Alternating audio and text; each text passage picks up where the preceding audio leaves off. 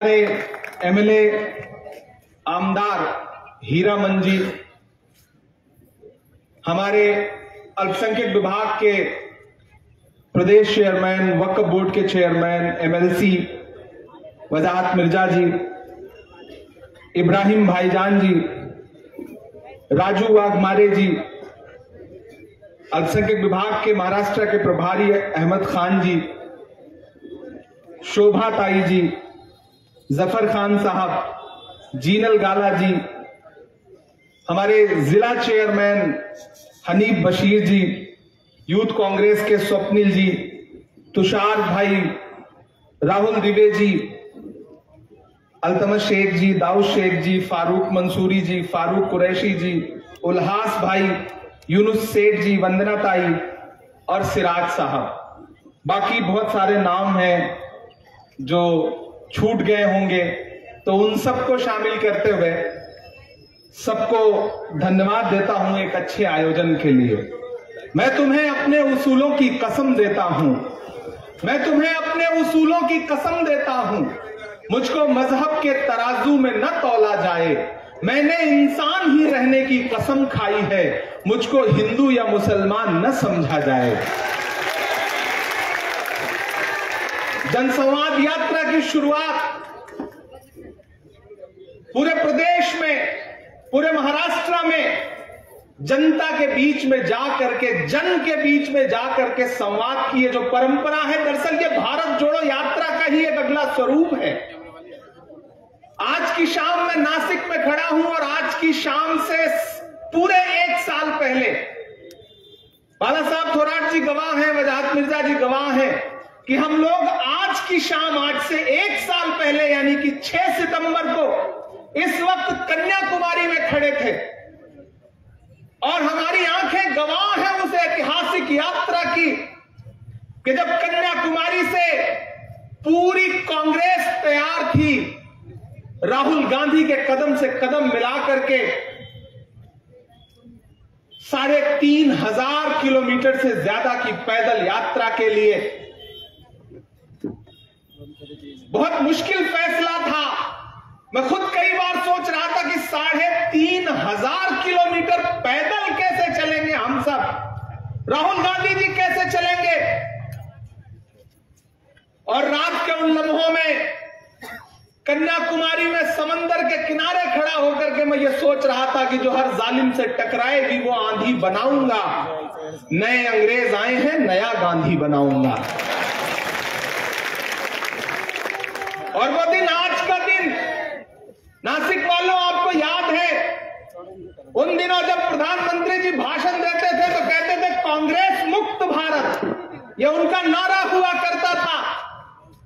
लेकिन आज हालत यह हो गई है कि जब कांग्रेस के सांसद पार्लियामेंट में खड़े होकर के उनसे सवाल पूछना शुरू करते हैं कि आइए और अडानी पर जवाब दीजिए, आइए और मणिपुर पर जवाब दीजिए, तो पार्लियामेंट से भागते हैं, कतराते हैं। अभी परसों ही भाजपा के तमाम लोगों ने सोशल मीडिया पर प्रोपेगेंडा फैलाया आरटीआई लगा करके कि प्रधानमंत्री जी ने एक भी छुट्टी नहीं ली है। 9 सालों में प्रधानमंत्री जी ने एक भी छुट्टी नहीं ली। मुझसे मीडिया के एक साथी ने पूछा कि भाई आप क्या कहते हैं इस पर, तो मैंने कहा भाजपा वालों से पूछा जाना चाहिए कि छुट्टी की परिभाषा क्या है।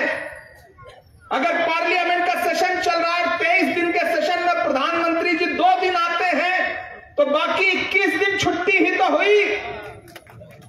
मणिपुर में हमारी बहनों को, मणिपुर की बेटियों को बिना कपड़ों के हुजूम ने, भीड़ ने परेड करवाई, बलात्कार किए और मणिपुर पर एक शब्द बोलने से कतराने वाले प्रधानमंत्री जी ने मणिपुर पर बोलने से परमानेंट छुट्टी ले रखी है। ये छुट्टी ही तो हुई।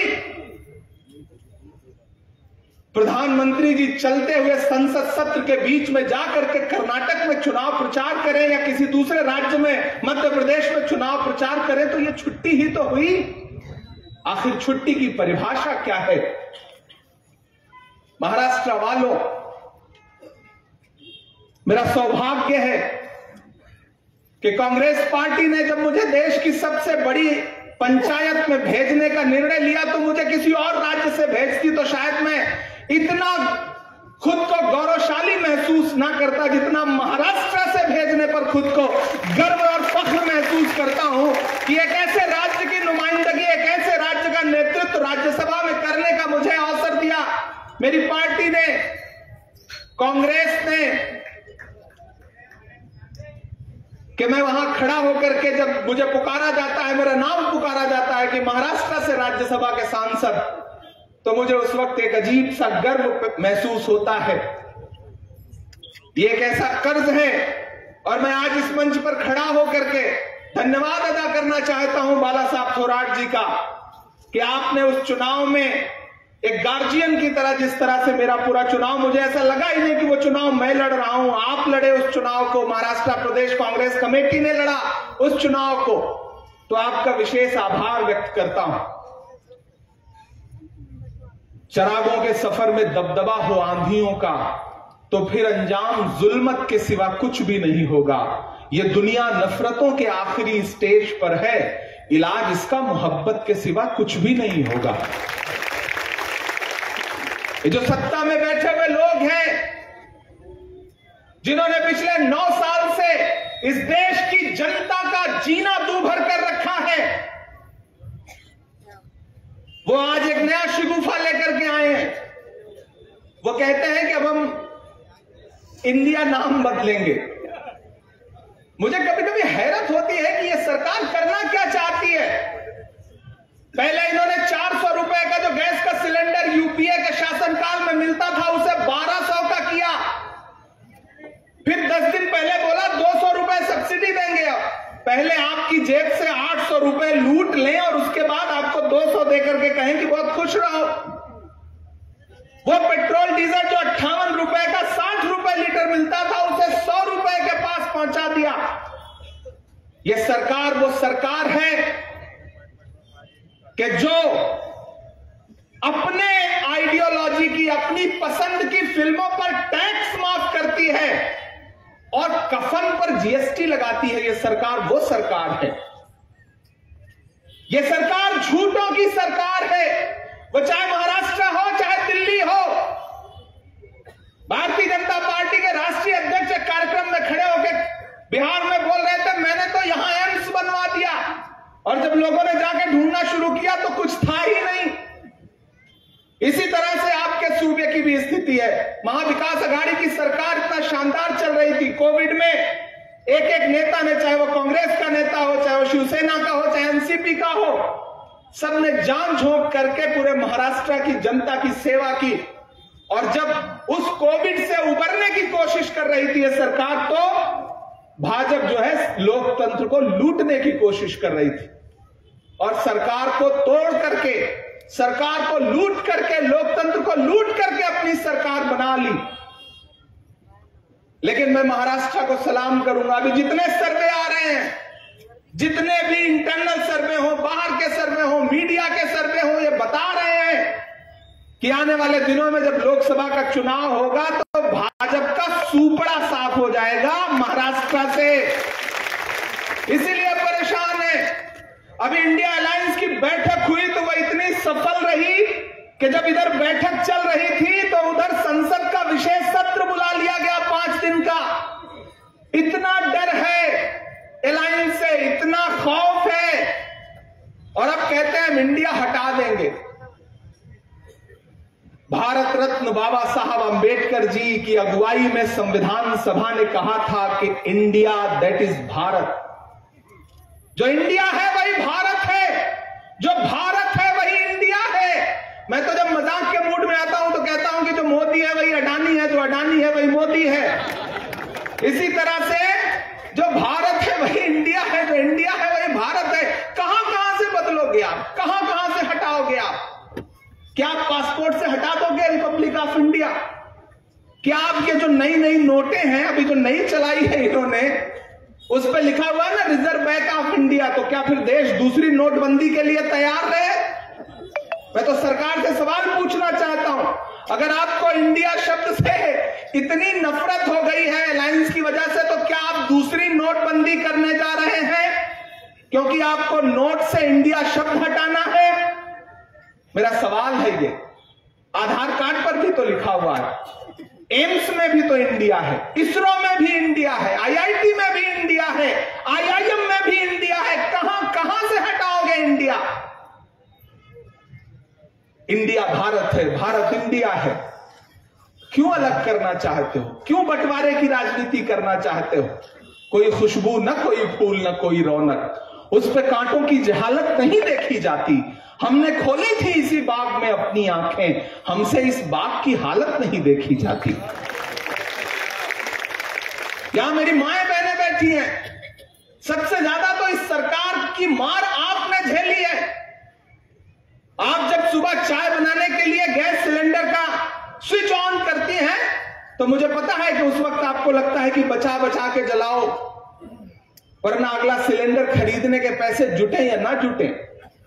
आप जब घर में सब्जी बनाने के लिए कढ़ाई में तेल डालती हैं तो उसके साथ आंसू भी गिरते हैं, क्योंकि 70 रुपए का जो तेल था वो 200 रुपए का कर दिया। आटा, चावल, दूध, दही, पनीर, छाछ, लस्सी, क्या नहीं महंगा कर दिया इस सरकार ने। लुटेरों की सरकार है ये।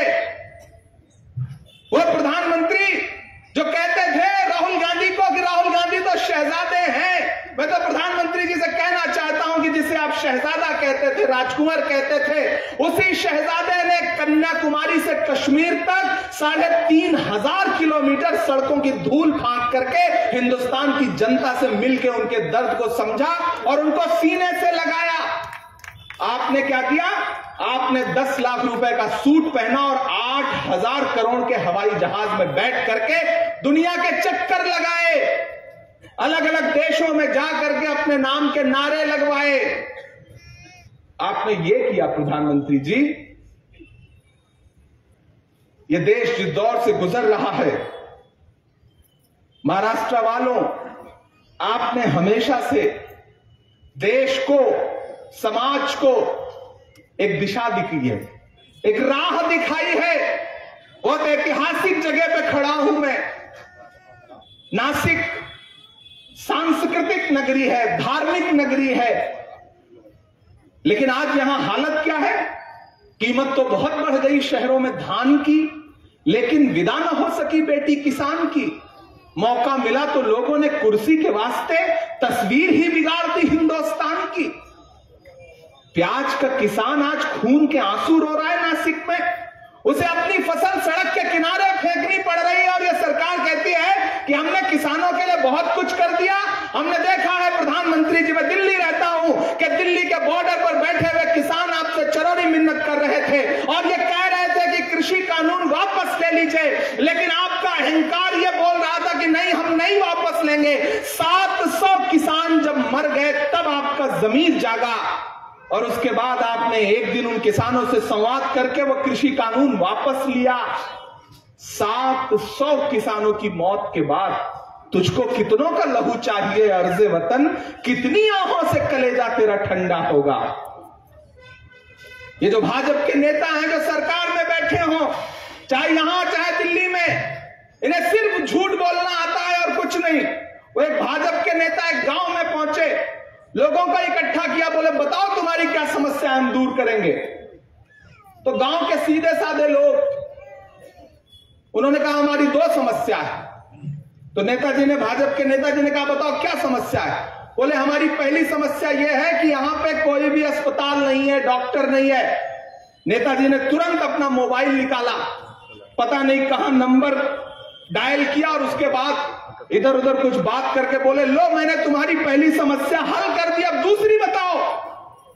तो गांव वालों ने कहा कि नेताजी दूसरी समस्या यह है कि इस गांव में मोबाइल का कोई नेटवर्क ही नहीं है। इस तरह से ये सरकार चल रही है, इस तरह से काम कर रही है ये सरकार। इनके पास सिर्फ आधार क्या है? हिंदू को मुसलमान से लड़ा दो, सिख को ईसाई से लड़ा दो, दलितों को लड़ा दो, और अगर कोई शांति से आपसे अपना अधिकार मांगना चाहे तो चाहे वो जंतर मंतर पर बैठी हुई पहलवान बेटियां हो, या वो किसान हो, या फिर जालना में बैठे हुए वो मराठा आरक्षण की मांग करने वाले लोग हों, इनके पास सबका इलाज क्या है? लाठी, आंसू गैस।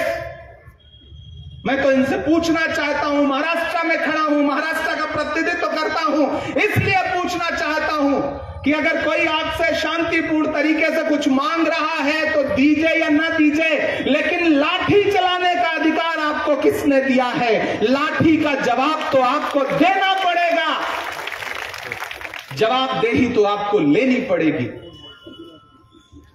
ये सरकार, मैंने कहा ना, झूठों की सरकार है। हमने देखा है, हमारे नेता ने, राहुल गांधी जी ने मणिपुर जा करके देखा है, वहां के लोगों की पीड़ा को, दर्द को महसूस किया है वहां जा करके। लेकिन प्रधानमंत्री जी के पास 2 मिनट नहीं थे, सिर्फ 36 सेकंड बोले थे एक दिन, वो जिस दिन संसद का सत्र शुरू हुआ था, और हम चीखते रहे, हमारा हर सांसद चीखता रहा। राज्यसभा में आदरणीय खड़गे जी के नेतृत्व में पूरा विपक्ष चिल्लाता रहा कि आइए और मणिपुर पर बात करिए। एक दिन भी संसद नहीं चलने दी इस सरकार ने। नासिक वालों, मैं आज आपसे बहुत दूर से 2-3 छोटी छोटी बातें कहने आया हूं, लेकिन सबसे पहले हनीफ बशीर साहब ने एक मांग रखी कि डॉक्टर जाकिर हुसैन हॉस्पिटल जो है उसमें सोनोग्राफी की मशीनें नहीं हैं, और भी कुछ इक्विपमेंट्स हैं जो नहीं हैं। मैं आपका हूं, मेरे पास जो कुछ है वो आपका है, मेरे पास जो फंड है वो आपका है, जो बजट है वो आपका है। वजाहत मिर्जा जी ने 15 लाख रुपए की मशीनें उपलब्ध करवाने का वादा किया है। मैं 25 लाख रुपए अपने बजट से आपको देता हूं। जो भी मशीनें आपको वहां लगती हैं उनका प्रपोजल भेजिए। मैं 12 तारीख को वापस दिल्ली पहुंचूंगा। मैं कल यहां से बिहार चला जाऊंगा, फिर राजस्थान कार्यक्रम लगे हुए हैं, फिर लौट के दिल्ली पहुंचूंगा। मैं वहां से लेटर आपको भिजवा दूंगा।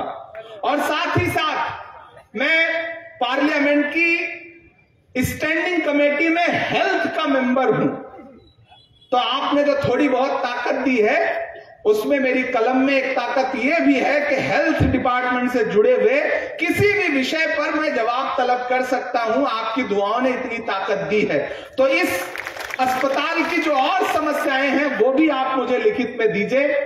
मैं एज ए कमेटी के मेंबर जो है वो यहां के हेल्थ सेक्रेटरी को, चीफ सेक्रेटरी को और बाकी अधिकारियों को भी यहां पत्र लिखता हूं, और मुझे पूरा विश्वास है कि हम कुछ ना कुछ मदद जरूर कर पाएंगे। तो 2-3 बातें आपसे कहने आया हूं। इस सरकार के पास जवाब देने के लिए कुछ नहीं है, ये सिर्फ उलझाना जानते हैं। जब आप इनसे सवाल पूछोगे कि पेट्रोल डीजल 100 रुपए का क्यों हो गया, तो ये आपसे कहेंगे कि 1977 में जब ये हुआ था तो इसका जवाब क्या है। जब आप इनसे पूछोगे कि गैस सिलेंडर 1200 का कैसे हो गया, तो आपसे जानते हैं ये क्या कहेंगे? ये कहेंगे कि फलाने राजा ने जो किया था उसका बदला अब हम लेंगे। तो भाई, महंगाई बढ़ा करके कौन सा बदला लोगे? लड़ा करके लोगों को कौन सा बदला लोगे? हम कांग्रेस के लोग हैं। आज आप हमसे कह रहे हो कि हम इंडिया हैं और आप भारत हैं। अरे हम कांग्रेस के लोग हैं, हमारी पार्टी का नाम है भारतीय राष्ट्रीय कांग्रेस, जिसमें राष्ट्रीय भी है, भारतीय भी है। हमारे नेता ने 3500 किलोमीटर पैदल यात्रा की, और उस यात्रा का नाम क्या रखा? भारत जोड़ो। हम वो लोग हैं, हमने इस देश के लिए कुर्बानियां दी है। 10 साल से ज्यादा जेल में रहे पंडित जवाहरलाल नेहरू जी। इंदिरा गांधी जी के शरीर पे कितने गोलियों के छेद थे शायद गिना भी नहीं जा सकता। राजीव गांधी जी ने अपने जिस्म के टुकड़े टुकड़े करवा दिए इस देश के लिए, और आज आप उस पार्टी को कहते हो कि हम समाप्त कर देंगे। आप उस पार्टी के नेता राहुल गांधी से कहते हो कि तुम्हारी संसद सदस्यता ले ली गई है, अब घर खाली कर दो, नोटिस आ जाता है। मैं गवाह हूं उन लम्हों का जब राहुल गांधी जी अपना घर छोड़ रहे थे। 19 साल जिस घर में रहे हो उसे छोड़ते हुए कितना दर्द होता है आप समझते हैं। मैं समझता हूं, क्योंकि परिंदे भी नहीं रहते पराए आशियानों में। हमारी उम्र गुजरी है किराए के मकानों में, हम समझते हैं उस दर्द को। 19 साल जिस घर में रहे उस घर को आपने महीने भर के अंदर छुड़वा लिया। लेकिन उस शख्स का नाम राहुल गांधी है। जब वो अलग ऐलान खड़ा होकर के माइक पे कहता है कि कांग्रेस के सिपाहियों डरो मत, एक नारा जब वो देता है तो वो नारा सिर्फ आपके लिए नहीं होता, आपके अंदर एक जज्बा आता है कि हम डरेंगे नहीं, और उधर पूरी सरकार हिल जाती है। मैं इस चीज को दिल्ली में बैठ करके देख रहा हूं। आज हमने अपने गठबंधन का नाम इंडिया रखा है, तो आप नाम बदल दोगे, ठीक है, फिर आप नाम बदल दो, कुछ दिन बाद हम अपने गठबंधन का नाम बदल के अगर भारत रख लेंगे तब क्या करोगे, कहां भाग जाओगे? तो ये खेल खेलना बंद करिए प्रधानमंत्री जी, इस देश की जनता के लिए कुछ विकास करिए, क्योंकि इस जनता ने आपको प्रचंड बहुमत दिया है और बहुमत का सम्मान करना आपकी जिम्मेदारी बनती है। नासिक वालों, आपको वो नारा याद है कि मैं चौकीदार हूं, मुझे खजाने की चाबी सौंप दो, मैं देश नहीं लुटने दूंगा। आज स्थिति क्या है? मैं सांसद भी हूं, शायर भी हूं।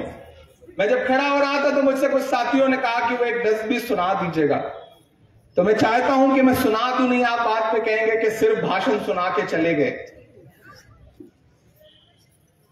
कहां सोया है चौकीदार, कहां सोया है चौकीदार। ये जो साथी बाईं तरफ खड़े हैं, इधर जो दाईं तरफ खड़े हैं, उधर जो पीछे खड़े हैं, थोड़ी देर के लिए आप जागेंगे और आपकी तालियों का शोर, आपका जो हौसला है, आपकी जो जिंदा दिली है, वो पूरे महाराष्ट्र में जाएगी, तो जनसंवाद यात्रा को और ताकत मिलेगी। कि कहां सोया है चौकीदार, कहां सोया है चौकीदार, कहां सोया है चौकीदार, कहां सोया है चौकीदार। डीजल और पेट्रोल की कीमत रही सैकड़ा मार, कहां सोया है चौकीदार, कहां सोया है चौकीदार। पूरे देश में आज तक ऐसा कोई व्यक्ति नहीं मिला जिसने प्रधानमंत्री जी के साथ पढ़ाई की हो। अभी बाला साहब थोराट जी से पूछा जाए कि आपके क्लासमेट कौन थे, तो 2-4 निकल आएंगे, लेकिन मोदी जी ने पॉलिटिकल एंटायर साइंस में पोस्ट ग्रेजुएशन कर लिया, आज तक एक भी बंदा नहीं मिला जिसने उनके साथ पढ़ाई की हो। अच्छा, ये भी सच है कि आज तक एक भी बंदा नहीं मिला जिसने उनके हाथ की बेची हुई चाय पी हो, नहीं मिला कोई, लिटरली नहीं मिला। तब एक शायर जो है वो अपने लहजे में बात करने की कोशिश करता है कि कहां सोया है चौकीदार, कहां सोया है चौकीदार। चाय बेचने वाला पूरा भारत बेच रहा है। इतने कमजोर तरीके से सुनेंगे तो काम नहीं चलेगा, पहुंचाइए उनके कानों तक।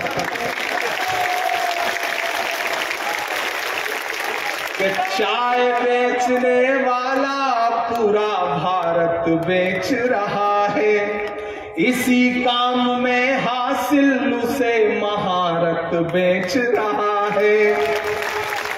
कि रेल बिक गई, तेल बिक गया, बिका हवाई अड्डा। रेल बिक गई, तेल बिक गया, बिका हवाई अड्डा। सब कुछ बिकता देख के खुश हैं अपने जेपी नड्डा।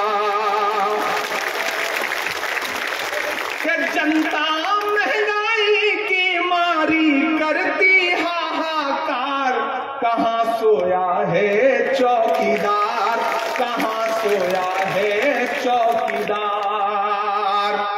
चलती हुई रेलगाड़ी से पानी टपक रहा है। वंदे भारत का वीडियो तो देखा होगा आप सबने ना। चलती हुई रेलगाड़ी से पानी टपक रहा है, सड़कें धंस रही हैं, पुल टूट रहे हैं, सोना पीतल में बदल रहा है। प्याज का किसान खून के आंसू रो रहा है और सरकार को नाम बदलने की पड़ी। नासिक वालों, बहुत जिम्मेदारी से एक बात कहता हूं कि जो अपना चलाया हुआ 2000 का नोट नहीं चला सके, वो देश क्या चलाएंगे? देश क्या चलाएंगे? वो नहीं चला सकते। वो नहीं जानते कि निर्माण का दर्द क्या होता है।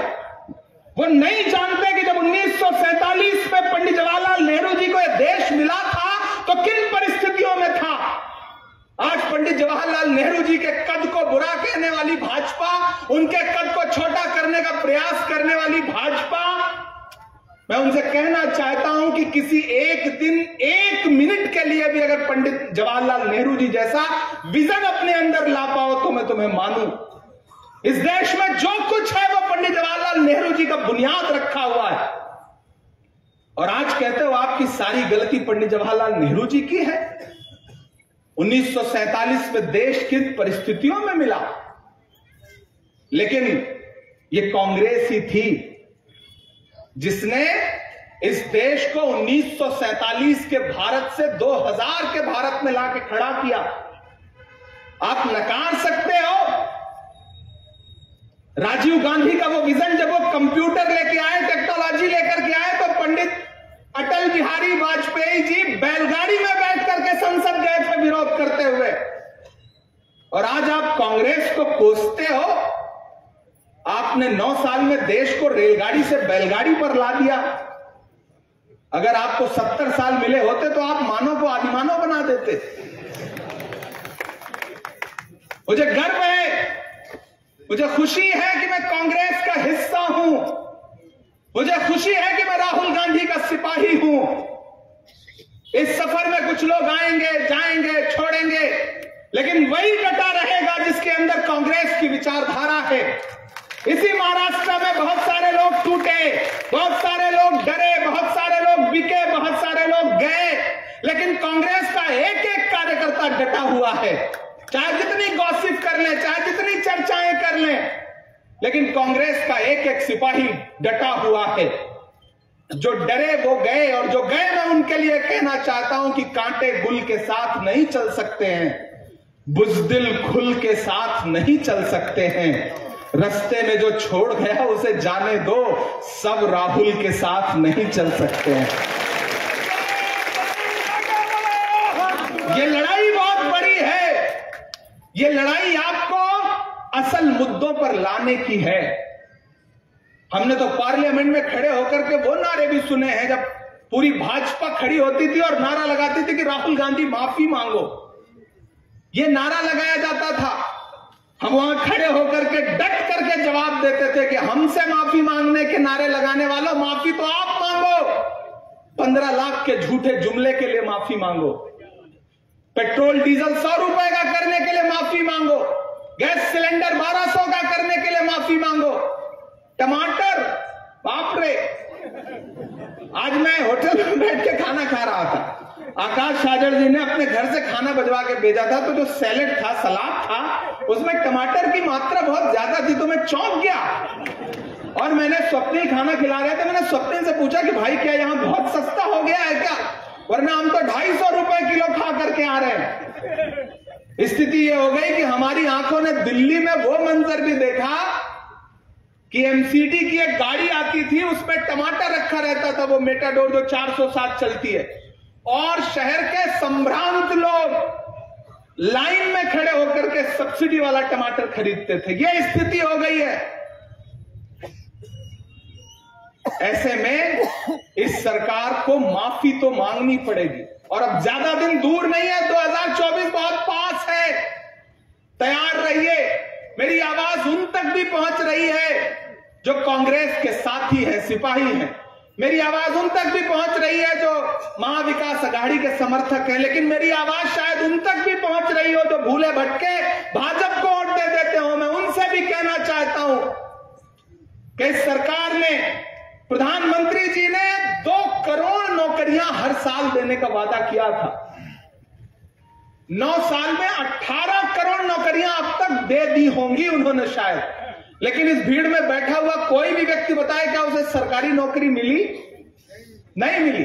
मैं देश के जिस भी कोने में जाकर के पूछता हूं, कोई भी ऐसा व्यक्ति नहीं मिलता जिसे सरकारी नौकरी मिली हो। ऊपर से हमारे देश की सेना, जिस पर हम सब गर्व करते हैं, जो हमारे देश की सरहदों की रक्षा करती है, उसमें भी अग्निवीर ला करके घुसेड़ दिया। 4 साल की कर दी कि आप आओ सेना में नौकरी ज्वाइन करो और 4 साल बाद रिटायर हो जाओ। यह स्थिति करके छोड़ दिया है और अभी नया नियम लेके आए हैं, नया सर्कुलर जारी हुआ है। सोचने वाली बात है कि सेना का जवान जब छुट्टी पे अपने घर जाएगा तो वो सरकार की स्कीमों का प्रचार करेगा। ये नया जियो आया है, सेना का जवान जब छुट्टी पे अपने घर जाए तो वहां जाकर के केंद्र सरकार की योजनाओं का घूम घूम के प्रचार करेंगे। नया सर्कुलर है, आप अंदाजा लगाइए, सोचिए कि वो सेना जिन पर हम गर्व करते हैं, जब किसी एक शहीद सैनिक का घर लौट करके शव उसका घर आता है तो पूरा इलाका, पूरा देश रोता है। आज आप उससे यह काम कराना चाहते हैं? यह स्थिति करके रख दी गई है।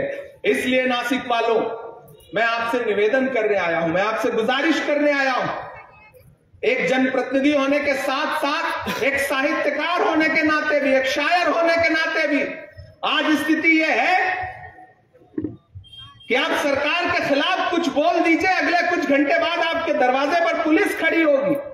कहा गया है, सुना गया है, कोई न बोले, ज़बान दराजों को मशवरा है, कोई न बोले, अजीब लुकनत पसंद हाकिम से वास्ता है, जो चाहता है, जो सोचता है, कोई न बोले। यहां अल्पसंख्यक समाज के तमाम लोग बैठे हैं। मैं आपसे भी कहना चाहता हूं, मैं अल्पसंख्यक विभाग का राष्ट्रीय अध्यक्ष होने के नाते आपके बीच में भी ऐसे लोग छोड़े गए हैं जो आपके बीच में दुष्प्रचार करते हैं और ये आपसे सवाल खड़ा करेंगे सोशल मीडिया पे, व्हाट्सएप पे कि कांग्रेस ने तो आपको दिया क्या है। ये सवाल आपसे पूछा जाता है और पूछता है आपके समाज का ही कोई नेता, कोई व्यक्ति। मेरे भाई, कांग्रेस वो पार्टी है जो न धर्म की राजनीति करती है, न जो जात की राजनीति करती है, जो न मजहब की राजनीति करती है। वो कांग्रेस ही है जिसने डॉक्टर जाकिर हुसैन को इस देश का राष्ट्रपति बनाया। वो कांग्रेस ही है जिसने फखरुद्दीन अली अहमद साहब को इस देश का राष्ट्रपति बनाया। वो कांग्रेस ही है जिसने सैयदा अनवरा तैमूर को असम का मुख्यमंत्री बनाया। वो कांग्रेस ही है जिसने बरकतुल्लाह साहब को राजस्थान का मुख्यमंत्री बनाया। वो कांग्रेस ही है जिसने अब्दुल गफूर साहब को बिहार का मुख्यमंत्री बनाया। वो कांग्रेस ही है जिसने अब्दुल रहमान अंतुले को महाराष्ट्र का मुख्यमंत्री बनाया। वो कांग्रेस ही है अल्पसंख्यक समाज के लोगों जिसने ए.के. एंटोनी साहब को इस देश का रक्षा मंत्री बनाया। वो कांग्रेस ही है जिसने प्रदीप जैन आदित्य को इस देश का केंद्रीय मंत्री बनाया। वो कांग्रेस ही है जिसने एक दिन खामोश से रहने वाले सरदार डॉक्टर मनमोहन सिंह साहब को इस देश का प्रधानमंत्री बनाया। तो जो आपके बीच में लोग आकर के आपसे कहें कि आपको कांग्रेस ने दिया क्या है, पलट के उनको जवाब भी दिया करिए कि कांग्रेस धर्म, जात और मजहब की राजनीति नहीं करती। जो व्यक्ति प्रतिभाशाली होगा और कांग्रेस की विचारधारा के प्रति समर्पित होगा, पार्टी उसे एक दिन उचित सम्मान भी देगी, उचित पद भी देगी। हम हैं कांग्रेस। मैं जब राजनीति में आया, मैं उत्तर प्रदेश से हूं बाला साहब जी, मेरे यहां क्षेत्रीय पार्टियां बहुत सारी हैं। तो जब मैं राजनीति में आया तो मुझसे सवाल किया गया कि इमरान साहब, आपके लिए तो ऑप्शन थे वहां पर, लेकिन आपने कांग्रेस को क्यों चुना?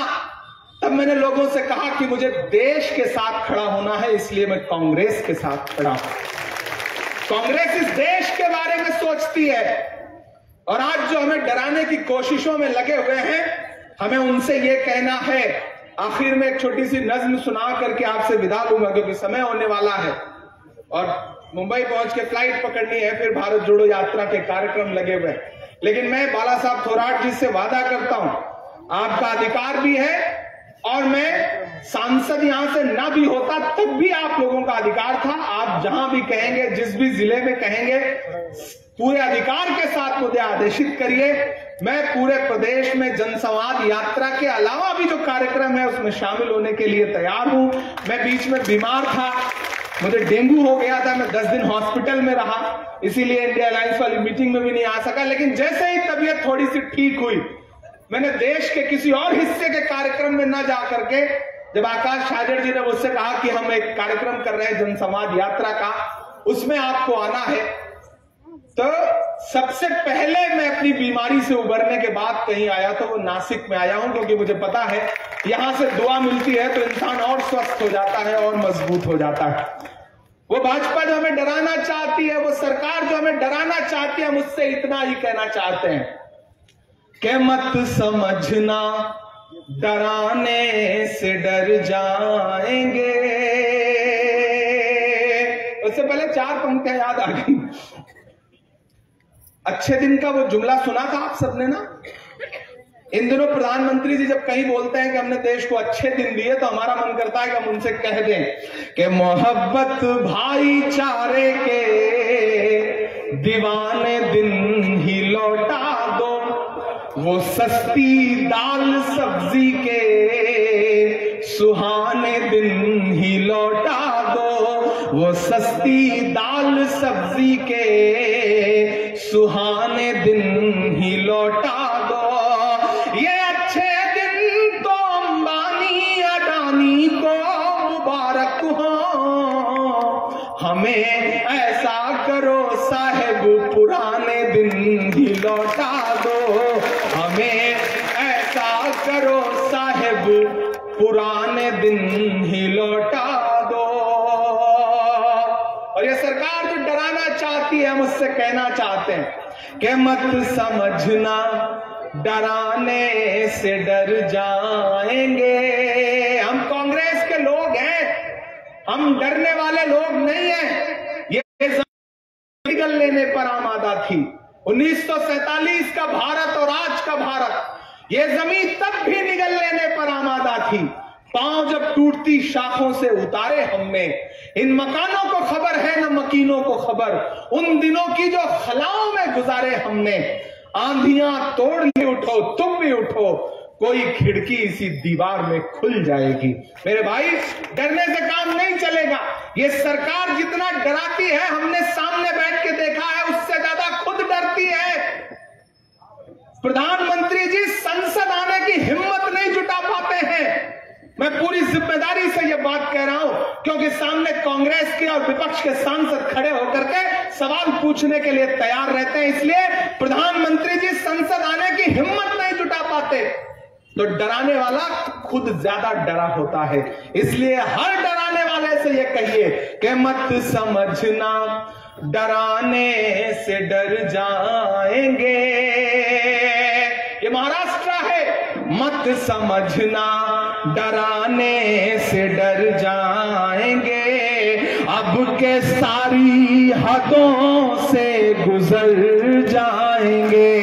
मत समझना डराने से डर जाएंगे, अब के सारी हदों से गुजर जाएंगे। मौत के नाम का खौफ देता है क्यों? तैयार रहिएगा अगले मिसरे पे कि मौत के नाम का खौफ देता है क्यों? मौत जिस रोज आएगी मर जाएंगे। मत समझना डराने से डर जाएंगे। और ये सामने 3 रंग लगे हुए हैं, इधर भी इधर भी। यही तो है हिंदुस्तान, यही तो है भारत, यही तो है इंडिया। तब इमरान बोलता है कि हमने ज़मज़म दिया, आबे गंगा दिया, हमने ज़मज़म दिया, आबे गंगा दिया, तुमने भारत को दंगा ही दंगा दिया, तुमने भारत को दंगा ही दंगा दिया। और ये जो रंग है, ये जो झंडा है, इसमें जो 3 रंग हैं, वो 3 रंग आपके अपने हैं। उन 3 रंगों की मोहब्बतों की कसम देता हूं। और जो 4थी पंक्ति है, उस पे आपकी तालियों का शोर न सिर्फ मुंबई जाए बल्कि दिल्ली तक भी जाए। इमरान बोलता है, मैं इसलिए जिंदा हूं कि मैं बोल रहा हूं। दुनिया किसी गूंगे की कहानी नहीं लिखती। मैं बोलने की हिम्मत करता हूं, अलल ऐलान ये कहता हूं कि हमने ज़मज़म दिया, आबे गंगा दिया, तुमने भारत को दंगा ही दंगा दिया, तुमने एक रंग के ख्वाब देखे मगर तुमने एक रंग के ख्वाब देखे मगर हमने हिंदुस्तान को तिरंगा दिया। ये तिरंगा बदन पर लपेटे हुए, ये तिरंगा बदन पर लपेटे हुए एक दिन इस जमीन में उतर जाएंगे। मत समझना डराने से डर जाएंगे, अब के सारी हदों से गुजर जाएंगे। नासिक की इस ऐतिहासिक धरती को सलाम करता हूं और आप इतनी बड़ी तादाद में यहां इकट्ठे रहे। मैंने आपसे एक वादा किया है कि डॉक्टर जाकिर हुसैन जो आपका हॉस्पिटल है उसके लिए, सोनोग्राफी के लिए और भी कुछ इक्विपमेंट्स मैं डॉक्टर से भी बात करता हूं, वो हम अपनी तरफ से देंगे। तो ये वादा नेताओं वाला, भाजपा के नेताओं वाला वादा नहीं है। 12-13 तारीख में हम लेटर जारी करके भेज देंगे। और मुझे बाला साहब थोराट जी ने भी कहा कि इस इलाके के लिए अपने फंड में से ज्यादा लोगों की मदद करिए, क्योंकि ये इलाका, यहां के लोगों को जरूरत है। तो वो हमारे गार्जियन है और उन्होंने कहा है, तो उनकी बात पे आमीन। मैं 12-13 तारीख में दिल्ली पहुंचते ही चिट्ठी भेज दूंगा, आपसे ये वादा कर रहा हूं। एक बार फिर से आप सारे लोगों का बहुत शुक्रिया।